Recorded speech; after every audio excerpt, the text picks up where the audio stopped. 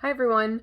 I'm just going to start off where I ended my last video, which, just to reiterate, I'm fine. I was just feeling kind of lightheaded and stopped filming. It lasted for maybe a half hour and then I just went to bed afterwards. I would have needed to split up the video anyway because I talk a lot and I had a lot of things to mention. So for context, I'm just going through some random stacks that I have on my shelves that are like in front of all the other books. I just sort of use my bookshelves as space to put other things and they're looking messy. So I want to put books back in their place, or try to figure out where to put them if it's a new book.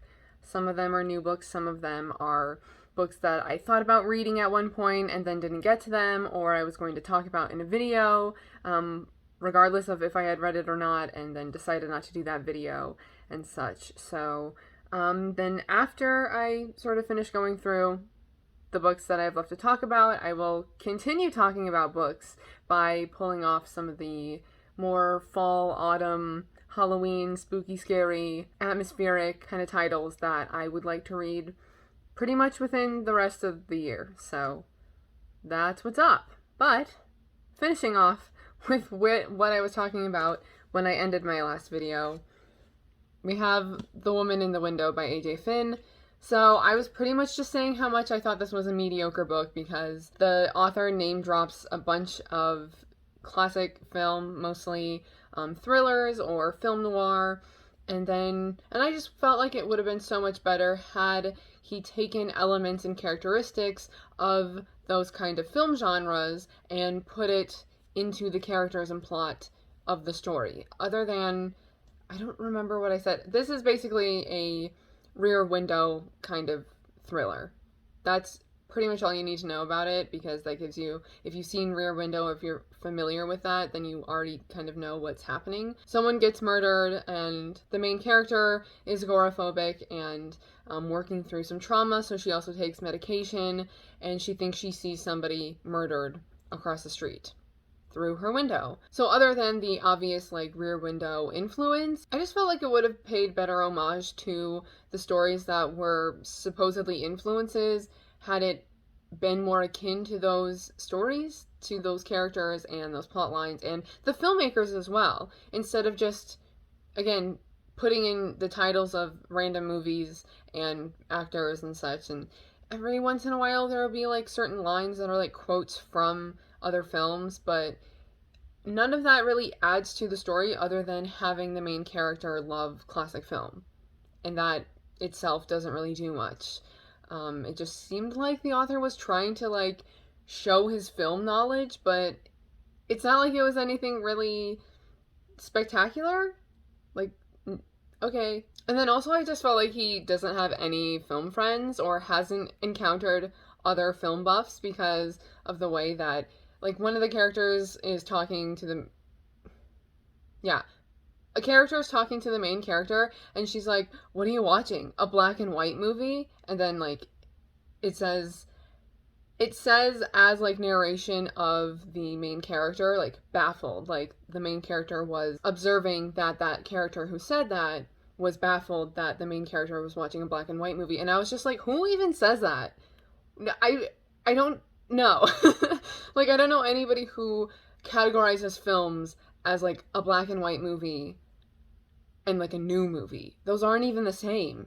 There are new movies that are black and white, and there are old movies that are in color. I just don't get it. And I just don't think that anyone is that snobbish about like, oh, you're watching a black and white movie? Ew. Like, no. I just can't. I can't. It kind of, I wrote in my like Goodreads review that it sort of reminded me of like 18-year-old me, like getting super into the Criterion collection and being like, oh, you've never heard of Criterion before? Let me tell you about it. Even though, like, you know what I'm saying? And then the movie, oh, now I have to talk about the movie. I don't really want to talk about the movie. It was fine, but the source material is mediocre in itself, so I was expecting, like, not a great film. I like the casting. Okay, I like people who are involved with the film, but it just ended up being a bad product. I blame the book since it is mediocre. I don't want, it's like, it's fine. I enjoyed it when I was reading it, but it doesn't, I guess it is going to stand out to me. I don't know. I was going to say it's not going to stand out to me, but it will because of all the film references and just me being annoyed with the way that the author was like writing it.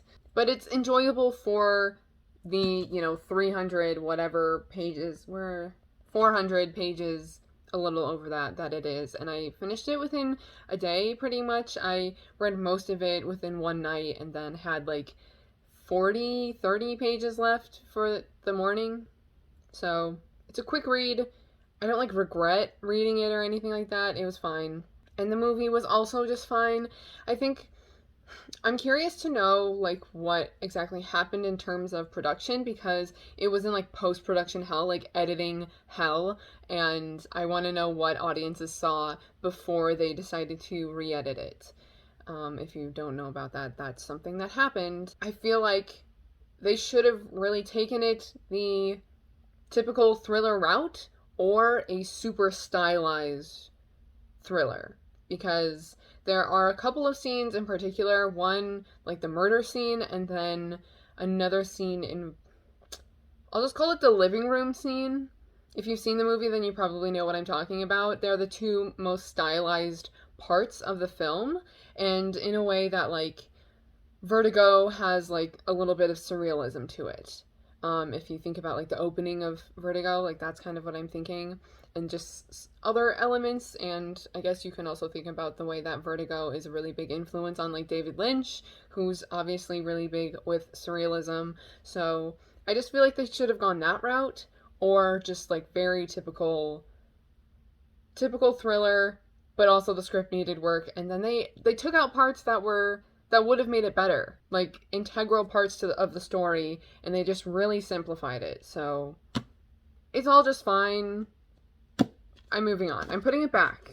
I was talking about the woman in the window because I was initially going to make a sort of continuation or second video talking about books and adaptations, just like the books that I was reading at the time and the film adaptations of said books, sort of like I did last year when I was reading Brideshead Revisited, The Haunting of Hill House, We Have Always Lived in the Castle, and I wanted to reread Anna Karenina, but I decided to just rewatch the 2012 film adaptation. I didn't really need to go into all that because I said that in the last video, but now I have like another pairing of a book and the adaptation. So I have Where Angels Fear to Tread by E.M. Forster.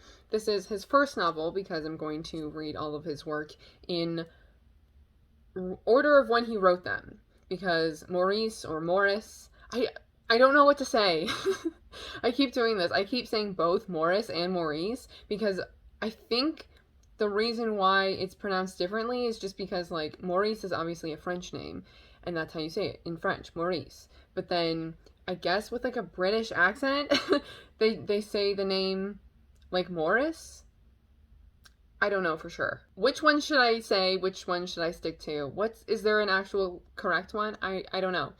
I haven't gotten there yet, obviously. Morris, I'm just going to call it Morris for now. Morris was published posthumously after E.M. Forster's, obviously that's what posthumously means, after his death. I would like to read it along the lines of when he wrote it, obviously in comparison to his other novels. And he only has 6 novels, so this was a great one to start with. It's very short. I'm going to put that over there. And I think this is a good one to start with. Granted, I haven't read his other novels yet, but it's super short. It's only 181 pages, and it just gives me a lot of insight into what I can expect from his other novels, as well as I think this one and his next one, The Longest Journey, seem to be, I mean, if I tell you the other titles of his work, they'll probably be familiar to you, whether you're a reader or whether you are, well, I guess I should say a classic reader, or whether you're into film because they've been made into, they have film adaptations.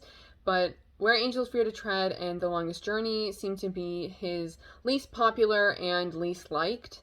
So I feel like that's good to start off with the two of them. So Where Angels Fear to Tread, this one is a little tricky to talk about because on the back it actually says something that I didn't know going into it. And it very much creates this like Act 1, Act 2 structure, in my opinion. And I would prefer, I'm glad I like didn't know about it going into the book because it is such a change. I mean, usually, I specifically said like act 1, act 2 instead of part 1 and part 2 because of the way that so many 2-act plays are structured that way, because there is some sort of turn of events right at the end of act 1, most of the time at least. So this thing that I'm not going to mention really created this sort of break in the story, and I'm glad that I didn't know about it beforehand. But that's also a warning to you if you want to read the book, and be careful about reading the back. Yeah. So this has to do with Lilia, who, oh gosh, all the character names. So Lilia married Charles, and Charles Hareton. The Hareton family is like the main family in this. And so Lilia married Charles, but Charles has since passed away, and they had a daughter together she's a little girl. And then Charles has a brother, Philip, and a sister, Harriet, and then there's their mother, who I'm just going to call the mother. And then the other 2 significant characters are Caroline Abbott, who is like a family friend, she lives nearby, and Gino. So Lilia, who has always felt sort of like an outsider to the Haretons because she's not as wealthy as them, she's not as high class as they are, decides to become more cultured and get away from the family as well, especially since Charles is no longer around. She goes to Italy with Caroline as her sort of like chaperone in a way. And then a little later, the family receives word that Lilia is going to marry an Italian man, Gino. And this causes them to go into a spiral of needing to stop this marriage from happening because they're afraid that it's going to tarnish their reputation. I said that reading this gave me insight into what I can expect from his other novels, and even though I kind of already know about his more popular works, this was really able to show me the sort of inner workings of the characters and the way that certain themes are going to play a part in his stories. Race, class, society, and societal structures, all of that plays a really big part in pretty much all of his novels as far as I'm aware, but like obviously having read the book, now I can see those dynamics a little more. So the mother sends Philip to Italy to try to stop Lilia from marrying Gino, and that's pretty much like the catalyst for everything is her marrying Gino. But I guess sort of spoilery, they do end up getting married.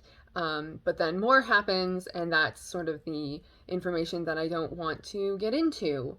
I really liked it. I like it, I think, more now that I've, 1, seen the film adaptation, and 2, like, now that I'm not actively reading it. It's one of those stories that I think maybe, I don't know, maybe it's just the way that I feel about a lot of, like, well-written, interesting, shorter works. Usually I'm not a huge short story person. I like a little bit more substance, but I find that a lot of the shorter novels that I read, or like even plays, there has to be enough there to sort of discuss afterwards. I mean, I guess that is a little bit more so with plays because of everything is insinuated through the dialogue, which playwrights are so underrated. I don't know, I've been thinking about that lately, just how difficult it seems like it would be to write a play. Because everything is done pretty much through the dialogue. Yes, there's like staging and certain movements that the characters do on stage and like in your mind if you're just reading it, or if there is in fact like stage directions, but you're just reading dialogue. Amazing. Okay, anyway, I find that this is like one of those stories that I'm appreciating more now that I'm like talking about it and can sort of discuss it. That always helps me to respect and appreciate a work more. Like, my liking of it is kind of increasing because I'm talking about it, and it seems like a title that you can talk so much about. And then the other part about this is just that it gets wild at the end. Like, obviously I don't want to get into it. I'll get into it like a little bit pertaining to the film. So I think that was enough for the book. And then, oh man, I forgot to look up the year that this was done because I keep forgetting. I think it's the late 80s, early 90s. I don't know the year, but it is directed by Charles Sturridge, which gave me a little bit higher of expectations because he directed the 1981 miniseries of Brightside Revisited, and then the cast is also just fantastic. Helena Bonham Carter, Judy Davis, Rupert Graves, Giovanni Guidelli, Guidelli, and Helen Mirren as the main cast here, which, sorry, you keep getting a reflection. And this is a really sufficient adaptation. I think the only things that didn't even necessarily differ in terms of it being different from the book, it just more so was a different interpretation that I had of the characters. Just the way that I was seeing the characters. I was a little unsure about Harriet, who's played by Judy Davis. She didn't seem as, like, stern and strict and just, like, having this stick up her ass the whole time, as much as I felt like the way that I read her in the book. But then, I don't know, it was fine. I just was thinking of it a lot more rigid than the way that Judy Davis played her towards the beginning. I don't know if nonchalant is, like, really the right word to use, but she did have this sort of easygoing air about her while still being very upper class and stiffy, but still just not as, like, I mean, I already said stick up her ass, so that's the kind of character that Harriet is. And then, towards the end, Harriet just becomes unhinged, and that's definitely where I was like, yeah, this is what I wanted to see. So that's great. And then the other thing is just, I feel like I had a little bit more sympathy for both Gino and Philip. Philip is more likable here, I feel like. He's a very, like, observing character, yet at the same time, he's kind of being swept away by things that are happening. And then Gino, yeah, definitely had a lot more sympathy for him, because I feel like he's definitely framed as the bad guy in the book, and you're a little unsure about his intentions, but being able to sort of, like, see him be on his own in the film really helps. I just liked him a lot more, and I think it's a better, like, portrayal. Though, if I reread the book, maybe I would see him in that way no matter what. Because even though the family's, like, really annoying and kind of despicable, they are, in a sense, the protagonists of the book. And therefore that is what kind of makes Gino seem like the bad guy, even though you're just the outsider, like, reading the situation. This also is, like, not available anywhere, so I ended up getting this DVD on eBay for, like, $8 or something. So, cool. This goes in the other room, so it's just going on my bed for now, and then this goes here. And then next I'll mention just 2 books that I didn't get to that feel like summer books, and summer has passed now, so I'm not gonna get to them this year. Yeah, I am that type of person. I don't know if anyone has, like, put this together, but because I'm such a mood reader and definitely influenced by the seasons, if something feels like a fall book or a summer book and I don't get to it that year, it's probably not going to be on my TBR until the following year of, you know, whatever the season is, whether it's summer, fall, winter, spring. I'll just put off a book for a whole year because I'm like, it's not the right time. But I think other people can relate to that, so at least other booktubers that I watch. So I have Brooklyn by Colm Toybin. I'm really not sure how you pronounce his name. I think he's Irish. I think a lot of people are familiar with this because of the film adaptation from 2016? Possibly, give or take a year, around there, with Saoirse Ronan. Yeah, I have the book, and I have not read it yet, and it feels like a very August book, because August is so hot. That's what I'm thinking. And it's called Brooklyn. I don't know, that just makes me think of, like, summer Brooklyn, stifling heat, you know? And then Tangerine by Christine Mangan, which is a thriller that takes place in Morocco, I think? In Morocco, and again, the stifling heat seems like it's an element that will contribute to the atmosphere of the book, and I want to be in that when I'm reading it. So, I'm actually going to read the inside of this.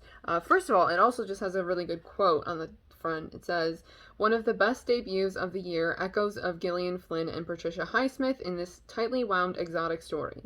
And that is from Entertainment Weekly. And then the inside flap, just to tell you what it's about. Because I haven't heard, I've only heard maybe a few people talk about it, and I think it got kind of mixed reviews. But I found it at Barnes & Noble for $6 or $7. Brand new hardback. I was like, that's been on my wish list. I'm going to get it. So the inside says, the last person Alice Shipley expected to see since arriving in Tangier with her new husband was Lucy Mason. After the accident at Bennington, the two friends, once inseparable roommates, haven't spoken in more than a year. But here was Lucy trying to make things right and return to their old rhythms. Perhaps Alice should be glad for a friendly face. She has not adjusted to life in Morocco, too afraid to venture out into the bustling Medinas and oppressive heat. Lucy, always fearless and independent, helps Alice to emerge from her flat and explore the country. But soon a familiar feeling starts to overtake Alice. She feels controlled and stifled by Lucy at every turn. Then Alice's husband, John, goes missing, and Alice starts to question everything around her, her relationship with her enigmatic friend, her decision to ever come to Tangier, and her very own state of mind. Tangerine is a sharp dagger of a book, a debut so tightly wound, so replete with exotic imagery and charm, so full of precise details and extraordinary craftsmanship, it will leave you absolutely breathless. Great, that sounds great, but not for this time of year, I'll be honest. Also, the cover just gives me summer vibes. The sun is in her face, she's like, oh my god, go away, I hate the sun. Same. What? Okay, and then the rest of the books are also just things that I've bought recently, or somewhat recently. I forgot to mention in the beginning of this video also that I did end up finishing The Lottery and Other Stories by Shirley Jackson. I gave it a 3 out of 5 stars. I like short stories, but I feel like, again, I'm more of a person who likes longer novels. And now I've read The Lottery, which, when Midsommar came out, a lot of people were like, is this based on The Lottery? And I kept seeing articles referencing The Lottery, but then nothing that the director, that one's Ari Aster, he didn't actually say anything about The Lottery. So I was like, is it not? I don't know.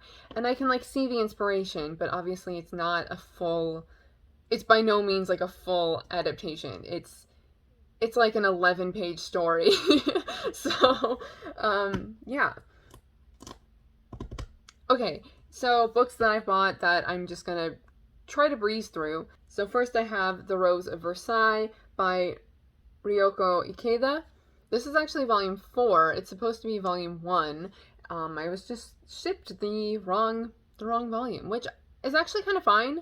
Right now it's out of stock freaking everywhere. The entire series, there's 5 volumes total, and I think that's why this is the one that ended up shipping to me, because I must have purchased the last, when I purchased volume 1, it was still in stock, but then after I purchased it, it was out of stock, and I'm thinking I was the last one, or one of the last people to purchase it, and then when they shipped my package, this is the only one that was actually in stock at the time. You know what I'm saying? Anyway, I'm kind of glad that it's this one, though, because it does have, a few scratches and, dents and stuff. I found this other site called Wright Stuff? Oh my god, is that correct? It's I know it's stuff with 1 F. I think it's Wright Stuff. And it's a website that sells manga and anime, so this is a manga series. Everything is bundled, I guess, in 5 volumes, and the other volumes, except for volume 5, volumes 1, 2, and 3, basically, are all really pastel, light colored, and I don't want there to be dents or scratches on them, especially with them being light and pastel. So I'm going to order the rest of the volumes from the Wright Stuff website instead of Barnes & Noble. I think I had a coupon or something like that was expiring soon, so I was like, I've been meaning to get this, so I'm gonna get it. But now I can't even read it because it's volume 4. Anyway, I said I was gonna breeze through these, and here I am, just rambling. But it's a historical fiction. It was turned into a film that I ended up watching called Lady Oscar. and that is directed by Jacques Demy. I actually found it on YouTube, so if it's still available, like, it's just a random person uploaded it, is what I'm saying.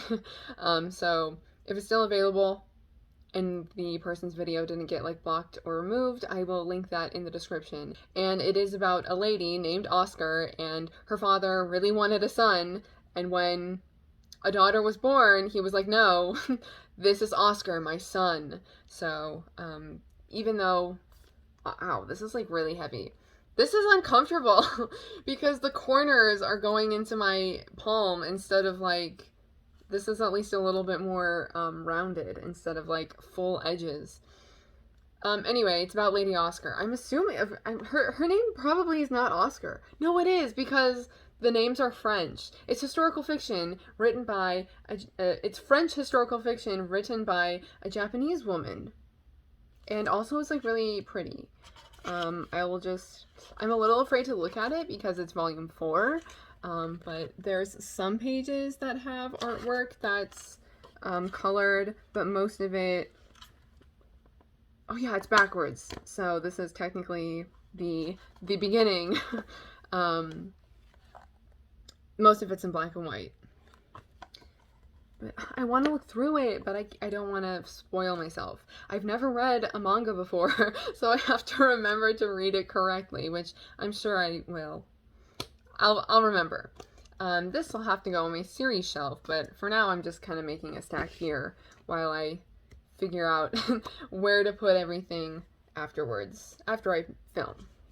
And then another series, so this will have to go also on my series shelf. It's another graphic series, even though this is a manga, this is just American.